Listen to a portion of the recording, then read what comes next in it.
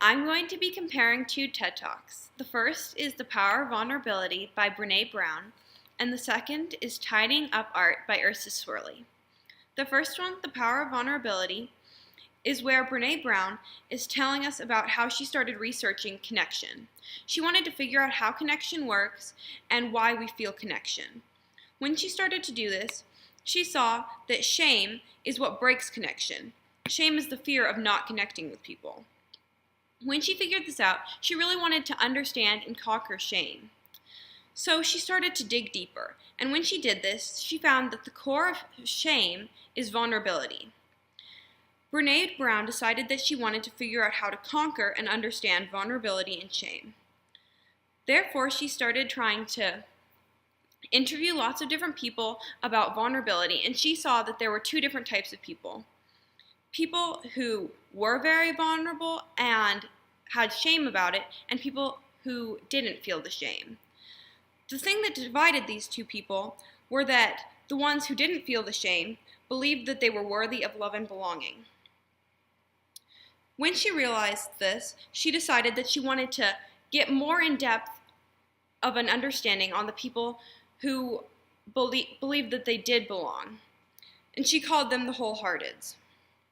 They all had in common courage, compassion, and connection, but they also all had in common vulnerability. They all believed that vulnerability is what made them beautiful, and that vulnerability was necessary. When she started realizing this, she kind of had a breakdown because she was someone who didn't like being vulnerable and who wanted to stay inside of her shell. She realized that vulnerability is the core of shame and fear, but it's also the birthplace of joy, creativity, and love. When she was telling the story, she also talked about how in the beginning, she didn't like how life was messy. She wanted life to be clean and be able to understand easily.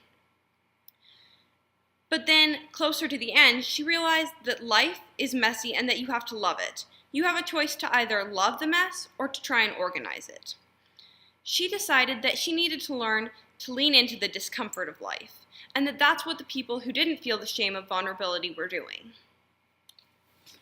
In the next TED Talk, Tidying Up Art by Ursa Swirly, he was talking about his new hobby. His new hobby was trying to take complex, chaotic art pieces that were modern art and try to tidy them up. He did this by separating colors and designs and putting them into neat piles and rows. While he was saying this, it was kind of ironic because what he was trying to say was kind of the opposite of what he was actually showing.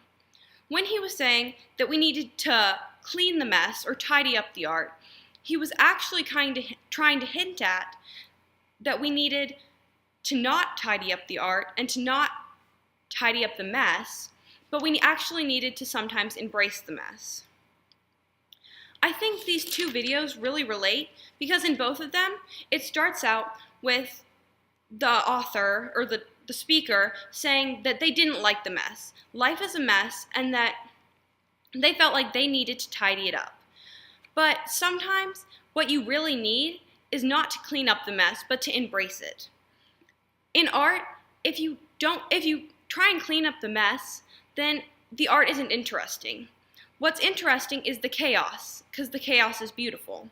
Both of these videos showed that the messiness and the chaos is really necessary for us to live a full life and experience all the feelings, including happiness and sadness, and that's really the key to living a full life.